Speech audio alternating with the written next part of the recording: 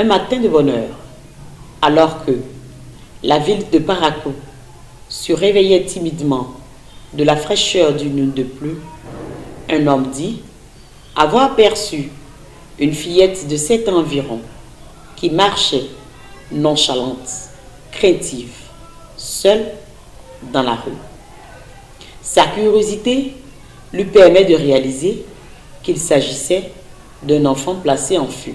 Mesdames et messieurs, bonjour et bienvenue sur votre émission Impact de APTV. Dans ce numéro, nous parlons de l'enfance malheureuse. Nous recevons pour ce numéro Mohamed Ouzérou Bakobi. Il est chargé à l'éducation et à l'enseignement de l'ABDH. Mohamed Ouzérou Bakobi, bonjour. Merci d'être avec nous pour ce numéro qui parle bien évidemment de l'enfance malheureuse. Que vous inspire ce récit introductif? Merci, madame, par rapport à l'introduction de cette émission. Vraiment, c'est émouvant. Ça touche les sensibilités. Et toute personne sensée ne peut pas rester indifférent par rapport au message d'un tel récit. Vraiment, ça nous a touchés et ça nous interpelle tous. Alors, Monsieur Ouzérou, l'association de bienfaisance pour le développement humain ambitionne une société meilleure dans laquelle la situation de l'enfance se verra améliorée, sans discrimination aucune. Merci. Quel a été ici le déclic de cette option à impact social? Nous sommes partis évidemment d'un constat par rapport à la situation des enfants, même dans nos villes, dans nos grandes villes, qui sont délaissées à eux, soit par manque de moyens pour certains, soit par la mort de leurs géniteurs, leurs propres géniteurs, pour plusieurs raisons quand même. Et nous avons constaté que vraiment il faut qu'on fasse quelque chose. Sinon, l'avenir de toute une nation est en jeu. Et encore, lorsque nous revenons sur le côté spirituel, nous nous rendons compte que tout ce que l'on fait dans le sens du bien est aussi récompensé, surtout à l'endroit des orphelins. Et c'est pourquoi nous avons dit que c'est une occasion vraiment pour apporter notre contribution à l'amélioration d'abord des conditions de vie et également à la participation d'un avenir meilleur pour ces enfants-là. Donc voilà les motifs qui nous ont poussés à poser des actions à l'endroit de cette catégorie des enfants. Alors, Monsieur Ouzérou, ce sont aussi bien la scolarisation des enfants, l'alimentation et les soins, apparemment, au niveau de la BDH. Oui, vraiment, vous savez que dans la vie, nous avons des besoins et qui sont complémentaires. Donc, lorsque vous voulez que l'enfant devienne vraiment un adulte demain, il faut prendre en compte tous les domaines de la vie afin que l'objectif pour lequel vous agissez à l'endroit de celui-ci soit atteint. Aujourd'hui, nous aspirons à avoir des enfants responsables de demain et qui seront des cadres. Et vous savez, il y a un adage qui dit un ventre affamé n'a point d'oreille. Donc si nous aspirons à un avenir meilleur, à faire des cadres de demain, ça suppose déjà qu'ils soient scolarisés. Et pour apprendre, il faut être rassasié. Et en dehors de ça, il faut être en bonne santé. Si nous n'avons pas la santé, qu'on a faim, on va vouloir aller à l'école, mais ce ne serait pas possible. Donc c'est pourquoi nous prenons en compte toutes ces dimensions, à savoir la scolarité, l'alimentation et les soins de ces enfants-là. Donc voilà comment est-ce que tout ça là, a été pensé. Alors l'autre chose, monsieur Ouziro, j'allais dire, à l'ABDH, quels sont les types d'aides que vous apportez typiquement aux familles démunies? Bon, avant de parler des types d'aides, nous avons, comme vous l'avez défini, des catégories de personnes que nous prenons en charge. Donc nous avons les orphelins, les enfants au plus âgés jusqu'à 12 ans au plus, de 0 à 12 ans au plus, que nous prenons en charge. Donc au-delà de 12 ans, on ne peut pas vous prendre. Mais si vous avez moins de 12 ans, vous pouvez être avec nous jusqu'à avoir 18 ans et plus. Donc il y a aussi les familles démunies, il y a les enseignants que nous prenons aussi en charge. Donc voilà les catégories de personnes, aussi les personnes de troisième âge qui n'ont pas souvent les moyens pour subvenir à leurs besoins. Donc c'est ces catégories-là de personnes que nous prenons en charge. Donc les orphelins, comme je l'ai dit, donc, ils ont les critères avec les parents et les partenaires. Nous avons des critères sur lesquels nous nous basons pour faire le choix de ces enfants-là. Donc, tant que quelqu'un remplit ces critères et qu'il amène ses dossiers, nous, on va les transmettre aux partenaires, à eux maintenant de choisir qui ils veulent parrainer. Et c'est de la même façon que nous procédons pour les familles également démunies. Donc, lorsque vous constituez les dossiers, vous amenez ça auprès de l'ONG qui traite les dossiers et les envoie aux parrains. Donc, après envoi, et les autres de leur côté, ils cherchent des gens pour parrainer ces familles-là.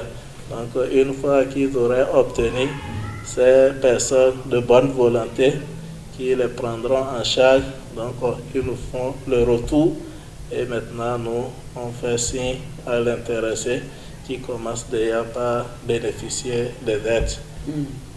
Donc voilà comment ça se passe. Ça se passe.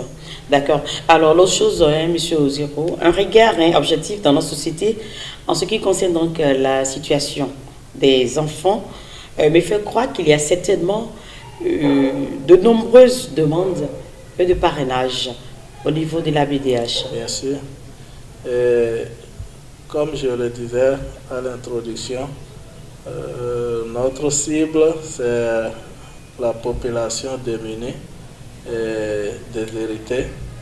Et vous savez que la majorité de nos populations ici sont à revenu moyen. Sinon, pour la plupart, ils sont sous le revenu moyen. Donc, c'est ça qui explique le nombre important des demandes que nous recevons. Au passage, nous remercions nos partenaires qui, chaque fois quand on leur adresse les dossiers, nous écoutent et répondent favorablement. Au jour d'aujourd'hui, lorsque nous allons essayer de faire le point, par exemple au niveau des orphelins, nous avons 2506 orphelins qui sont sous le parrainage de l'ONG à travers tout le territoire national. Et de ces 2506 orphelins, 1988 sont scolarisés. Donc de la maternelle jusqu'à l'université, toutes catégories confondues.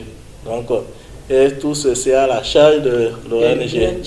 Les frais de scolarité sont pris en charge par l'ONG. Les kits scolaires sont fournis par l'ONG et aussi les tenues, les uniformes, tout ça là est pris en charge par l'ONG.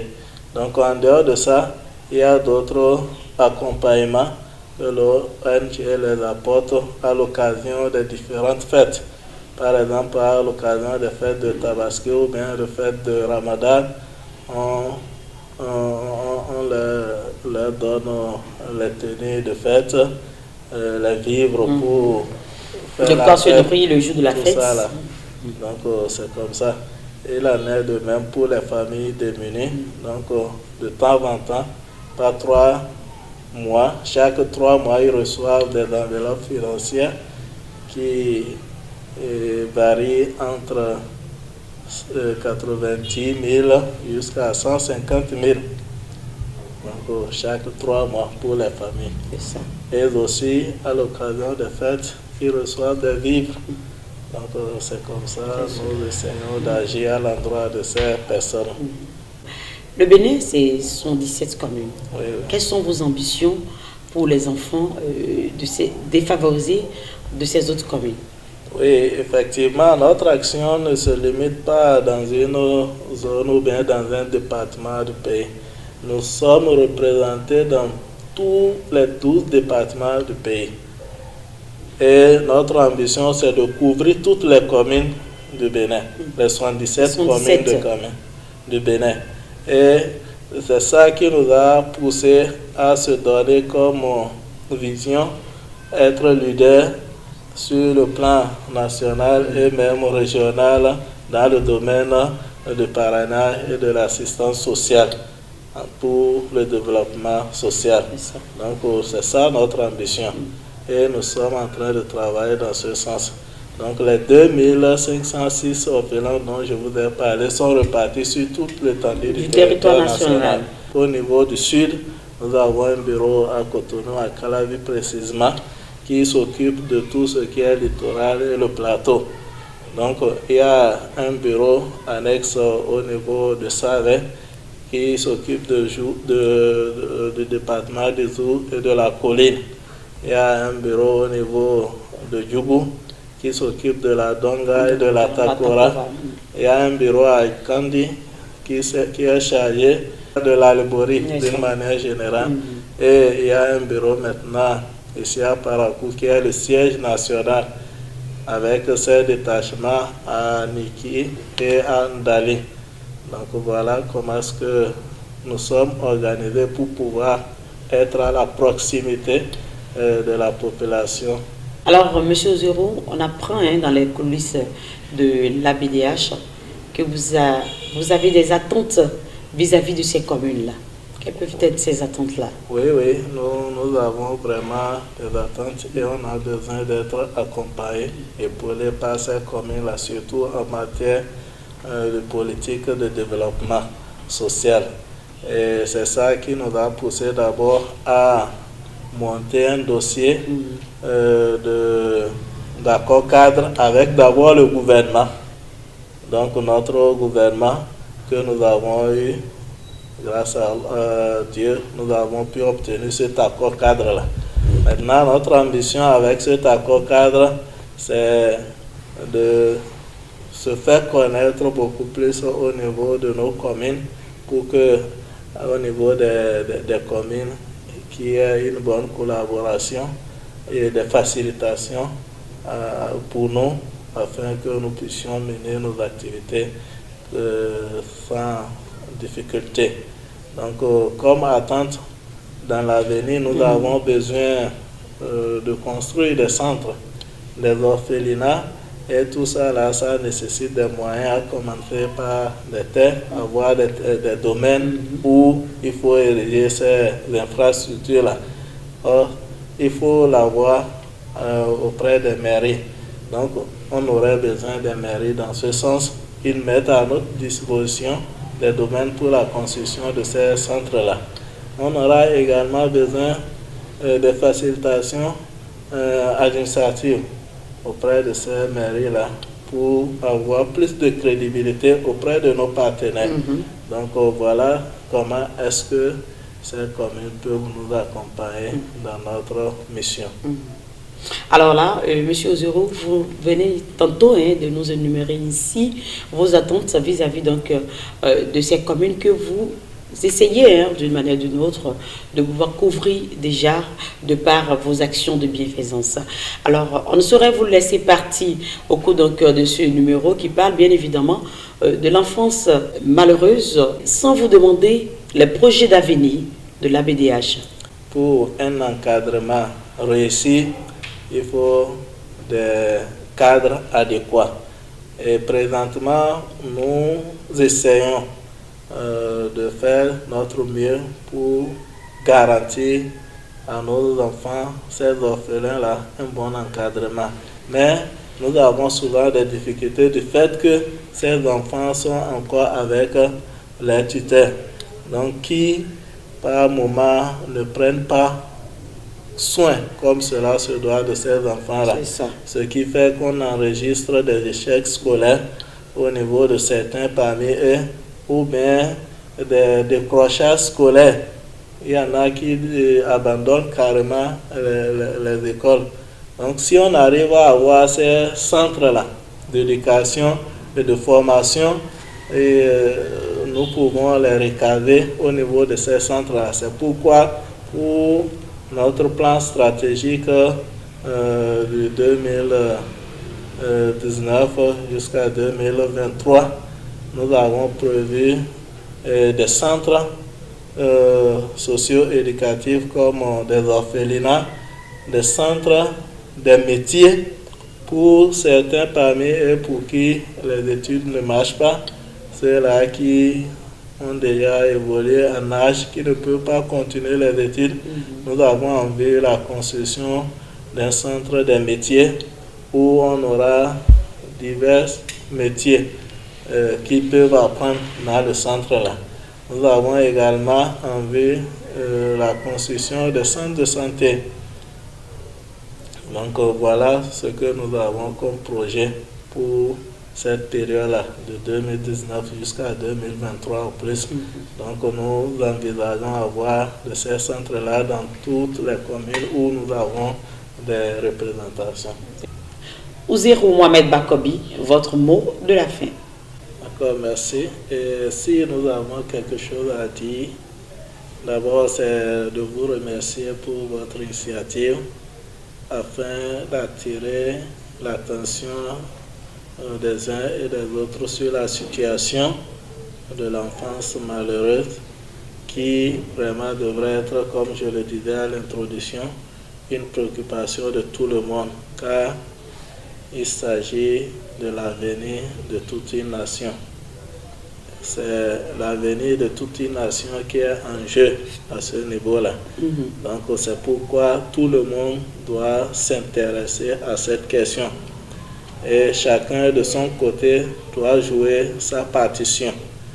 Et ce que nous avons comme souci au niveau par exemple de l'ABDH, tous ceux-là qui nous accompagnent, qui nous soutiennent dans cette action ne sont pas d'ici. C'est de l'étranger qu'on obtient ces aides-là. Et vous savez aujourd'hui ce qui se passe à travers le monde. Il y a des difficultés. Tout le monde a ses problèmes. Donc il peut arriver que ces aides-là qui nous parviennent s'arrêtent un jour. Et si ça s'arrêtait, ça veut dire que nos actions vont s'arrêter, puisque présentement où nous vous parlons, nous ne vivons que de ces aides-là. Donc, alors que ces personnes qui nous aident de l'extérieur ne sont pas aussi fortunées que ça, c'est des gens comme nous qui ne nous connaissent même pas, on n'est pas familier. S'ils font tout ça, là, ils dépensent des millions, des milliards, ils se réunissent pour regrouper toutes ces sommes-là. Pourquoi? C'est qu'ils ont compris quelque chose. Nous aussi, nous devons savoir que nous avons notre part de responsabilité et prendre conscience et commencer par voir dans quelle mesure nous pouvons agir dans ce sens. C'est le message que je tiens à transmettre à toute la population, ça, que chacun essaye de penser, de voir ce qu'il peut apporter dans ce sens. Il y a des organisations un peu partout caritatives. Vous choisissez n'importe laquelle pour leur apporter votre soutien. Ça parviendra aux ayants droit. Pas forcément à la BDH, mais si vous choisissez d'assister, d'agir dans ce sens à travers la BDH, la porte est grandement ouverte. Nous sommes ici à Parakou, à Zongozeno, et plus précisément au bord de la voie double voie pavée qui quitte Ibermaga vers le CHD. Monsieur Mohamed Bakawi Ouziro l'a dit, nous sommes tous interpellés dans cette action. Il suffit d'un tout petit geste pour sauver donc plusieurs enfants. Mesdames et messieurs, c'est ici que prend fin votre émission Impact sur APTV.